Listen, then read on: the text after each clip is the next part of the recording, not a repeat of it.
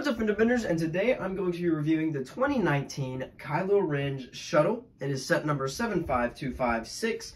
It has 6 minifigures and it has 1,005 pieces. Coincidentally enough, this Kylo Ren Shuttle and the other Kylo Ren Shuttle have the exact number of pieces with 1,005. So that is it's kind of funny. And this set also retailed at $120.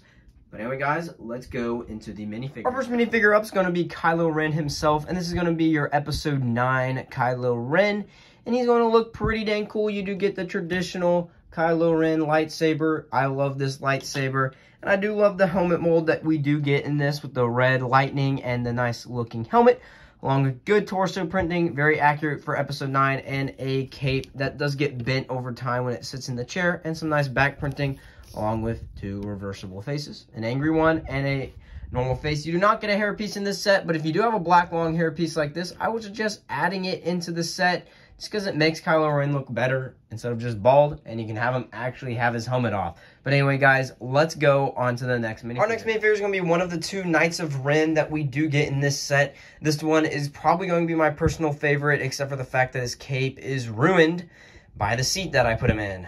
That's my fault, but either way, he does come with a nice weapon that I can't get off. A nice weapon. The only problem with this is my axe head has cracked off, and it's very loose on there, so I will not be playing with it if I wanted to. But anyways, nice staff. He does have some nice robe torso printing and a nice helmet mold piece. Not helmet, hood piece. This is a pretty new hood piece for 2019. This is pretty dang new. There's his face or helmet or mask right there for Knights of Ren. And on the back, you obviously do get the cape along with some torso printing. Looks very nice indeed.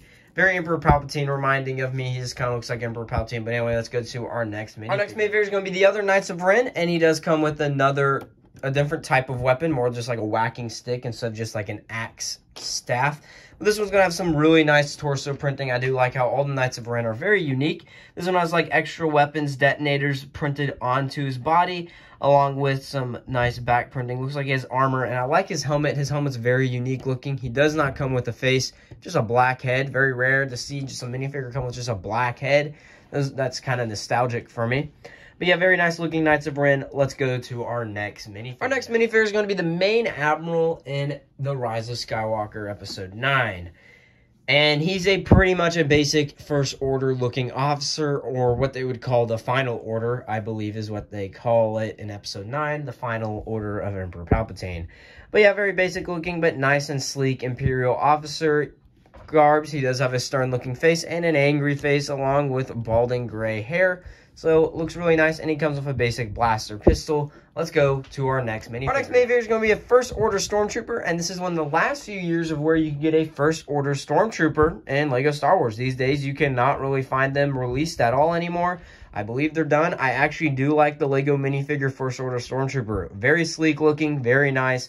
I do like how the First Order Stormtroopers do look actually in Star Wars.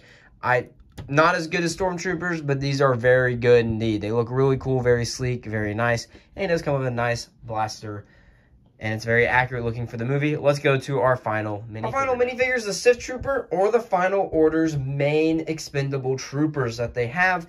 For having such a cool name, they're kind of a lame troop indeed, but they are very cool looking. Very much love the detail, very much love the red Stormtrooper look. But otherwise, the normal Stormtrooper in the end, just a cool looking one. He does come with a nice cool blaster that the battle pack doesn't come with, so it's kind of sad, so you can't. But he does come with something very unique and special for this set with that blaster. Otherwise, he looks really normal and comes with a normal clone face. Fun fact, 2019, I believe, is the last year of this angry clone face in operation and in production. I don't think they use it anymore, which is kind of sad because it's been there for years. So yeah. Anyway, that's it on the minifigures. Let's go to this set. You're going to notice right away, this set is massive. If you want to know, these wings are approximately 1 foot long. I have a ruler right here just to show you it. Let me grab it. Okay, a little bit longer. Now that I actually remember it, is going to be a little bit longer than a ruler. That means 1 foot long. It's going to be about, by the looks of it, 15 inches tall. As you notice, the wings do move out, but let's get into the details and then the play features. On the exterior, we do get a nice red glass tinted thing for the minifigures to look through. You just won't be able to, as there's no place for them to look through in the cockpit. We do get some very nice detailing, very nice how the ship looks in the movie. Very accurate. I mean, this looks like Kylo Ren's shuttle. It's a very neat ship. It's one of my favorite Lego ships ever. The interior of the wings aren't going to be too crazy on the scale that it is in, but it is a very nice detailed looking wings. I mean, the exterior wings are going to look better. Here's your little engine wings, and these are where the spring-loaded shooters are shot.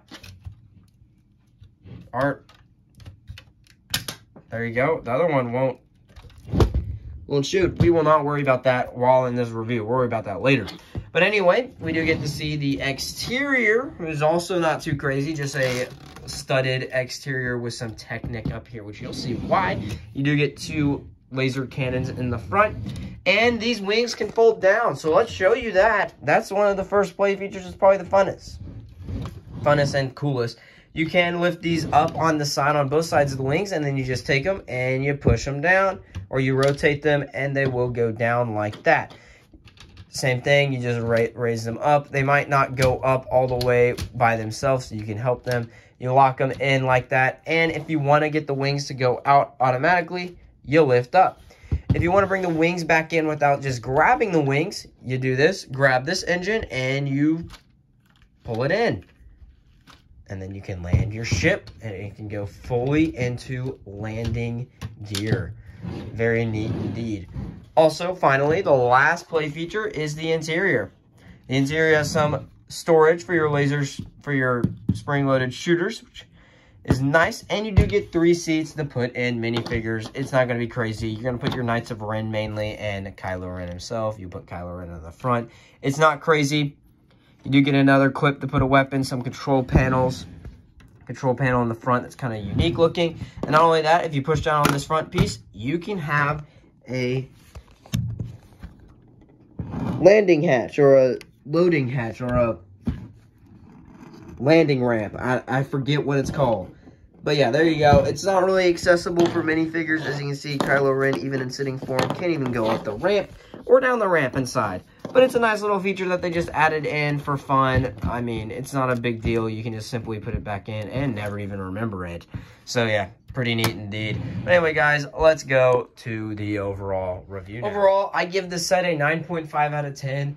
There's no inherent flaws with this set that are like, that's such a big bummer in this set. Like, I don't know why they wouldn't do it. The minifigures are a great selection to it. I wouldn't really see any other difference to what they would add into this set for a minifigure selection. And it's very nice to see, especially a $120 set, that we're actually getting a good amount of minifigures. 6. That's actually a good, decent number for Star Wars. Usually they'll just like throw you under the bus and give you like 5 or something. And you're always like, why, Lego? So yeah, there's a pretty good minifigure count. Nice build, nice play set. It's one of the coolest. You can put it on display. You can play with it. It's very nice. That's what I like about usually the $120, $130 range, like that $100 range, $100 to $200 range. It's like cheap enough to still be play set. So if you want to buy your kids a pretty expensive set, but it's not too expensive and it's not too cheap to where you don't get a good display set. So people who don't want to spend tons of money to get these really nice display sets, they can spend between the $100 to $200 range and then get a nice, good display set. But anyway, guys, I've talked long enough. If you enjoyed this video, hit the like button. If you're not a fan of the video, hit that subscribe button. We are the fastest growing car crash in America. Check out my other Lego content and check out my Clash of Clans content. If you only watch my Lego, it's pretty good. Clash of Clans is pretty good. Anyway, guys, bye.